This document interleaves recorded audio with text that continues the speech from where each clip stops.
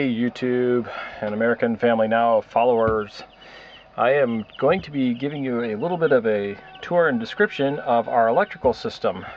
With our income tax return, we purchased 2 more solar panels.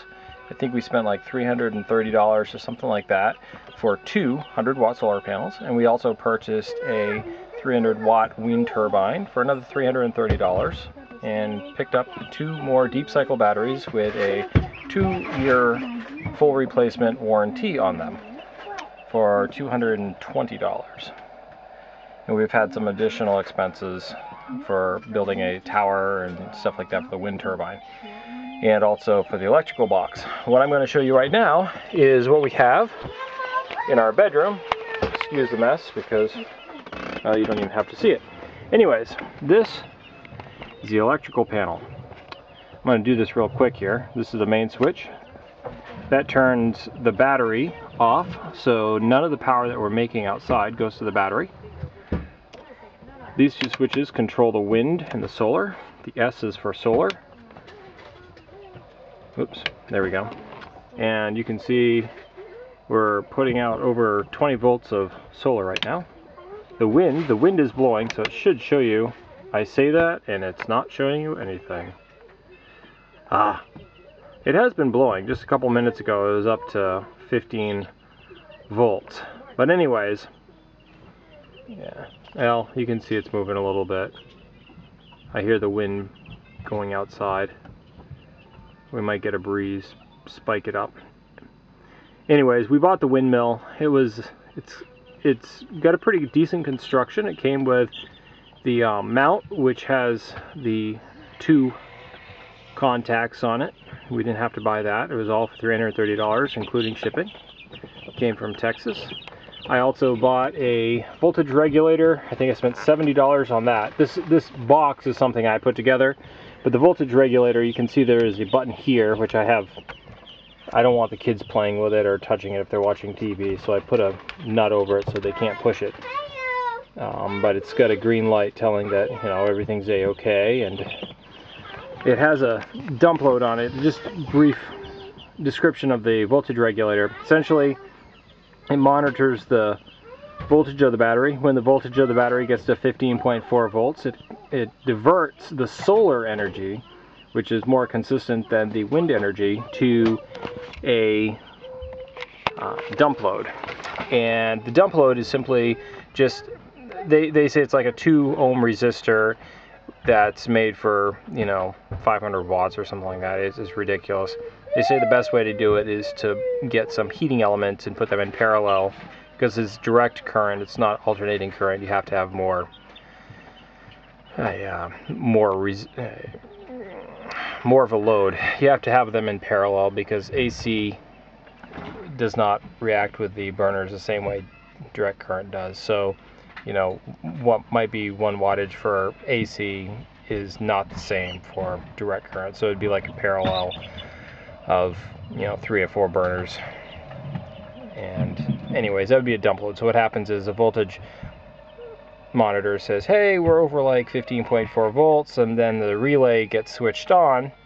It diverts the solar load off to nothing, and it takes in basically not shorts, but it puts the dump load on the battery, so the battery discharges about 5% of its capacity, and then it switches back over and allows it to charge again. So essentially you're not changing the voltage flow to the batteries. You're simply just saying, hey, if there's too much juice in the batteries, we're going to discharge the battery and let it charge back up again. And when it charges back up again, it'll discharge the battery, but not to the full extent, only like 5 or 10% maximum.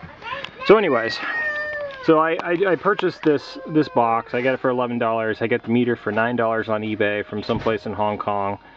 The switches I got at Radio Shack. There's probably about $10 wrapped up in the switches.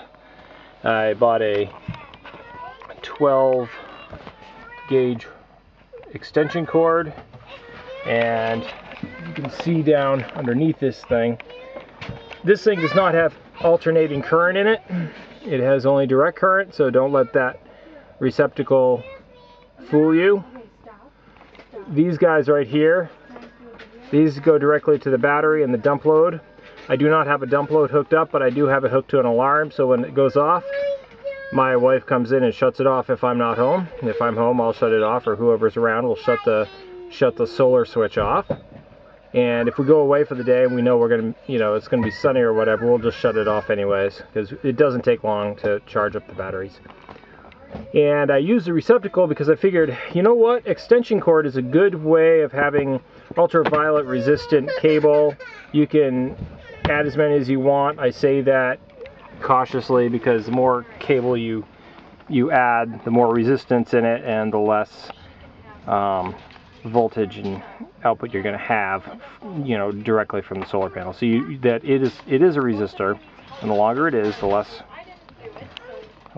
electricity it will get to the battery. So I have I think it's a 25-foot extension cord in here, and I have it so it's pretty safe. I mean, there's no way you can accidentally plug in this box to a household receptacle. You could plug in the solar system to a receptacle, I guess, but nobody's going to do that, and I'm the one doing this, so I mean, you'd have to be an idiot, and we keep idiots away. So anyways, that is what the system looks like, and these go through a hole in the floor, and I'll bring you outside and show you the rest. Alright, this is outside. If the wind is blowing, it might hurt the audio. I bought pipe for a 20-foot tower. We only have a 10-foot tower here, and it's kind of like really crude how I have it attached to one of our old dock sections. But anyways, this is our solar system. We just got 3 panels here. The overall length is about 7 feet. 7 feet by 40 inches or something like that. I don't really know the exact measurements, but it's not that big. And I think the last time I checked, right before I came out, this thing at that speed right there is putting out about 4 volts, 4 to 5 volts. And again, it's a Gudcraft. I got it out of Texas. I believe they manufacture them here in the States. I also got my solar and wind charge controller. That was also made in Texas too. And I can't think of the name of who it is. I find these people on eBay and I check them out, and they seem pretty good. I've had really good success with eBay anyways. Just as a reference, the middle panel is the first one we bought for $270, like 2 years ago in 2010. Or it was 2011, sorry, beginning of 2011, and we just picked these 2 up, both of them for like $330. So I mean, that's the price difference, that your solar panels have come down in price a lot.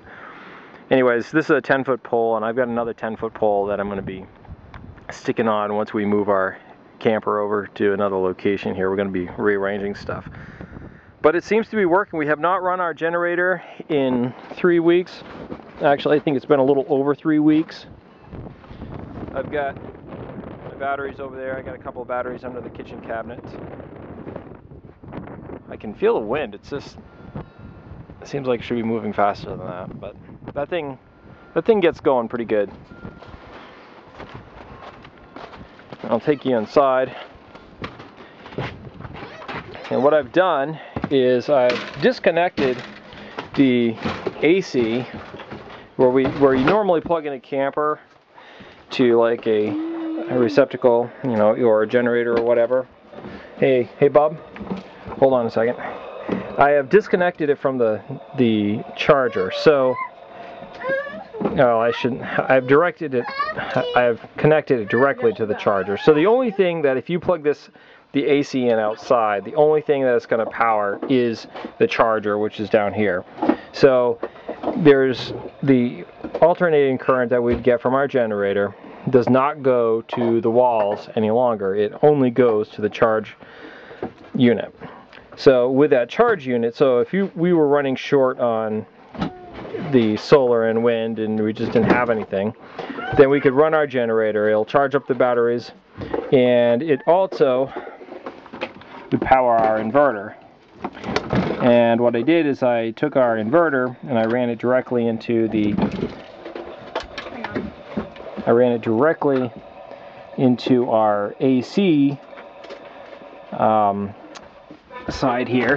You can see you got your DC stuff here, so all your lights, your refrigerator, your hot water heater, all solenoids and that, they're all run by DC. They don't require AC.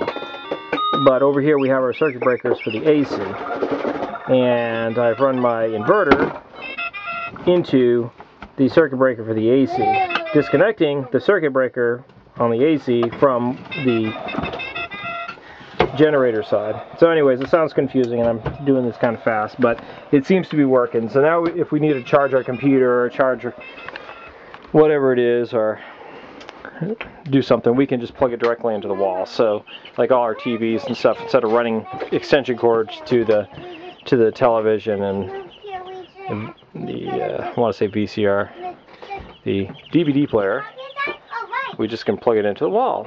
So anyways, that is essentially what we're doing here, and it's been working pretty good. I would say altogether we might have like $1,000, $1,200 wrapped up in our whole entire system. And if I was to go out and purchase everything right now, knowing what I know, you know, I think $1,000 or less could easily get anybody who wants to, you know, spend a summer off grid in a camper, minus the whole septic issue and the water issue. But if you wanted the power system, you could easily not have to charge your battery with AC with a couple 100-watt solar panel system. You definitely would want to replace some of your lights with LED lights. The lights that you'd normally keep on in your living area and kitchen area or something like that, we have replaced with LED lights, which have a 3-watt power consumption as opposed to, I don't know, 10 watts for the lights. So that does save a lot. And you want to have a decent inverter, because sometimes the inverters start to go bad and they'll start sensing a voltage of 11.5 volts, and that's like too low for the inverter to operate, and it'll start squealing on you. And we've had problems with that, where we think it's our battery going bad, but it's really the inverter going bad, and then we replace the inverter, and hey, guess what? Our batteries are like brand new again. So anyways, there are a lot of different things, and if you guys are interested, anybody's interested, you can always shoot a comment our way, and we try to respond as fast as we can. So anyways, till later, catch ya, bye.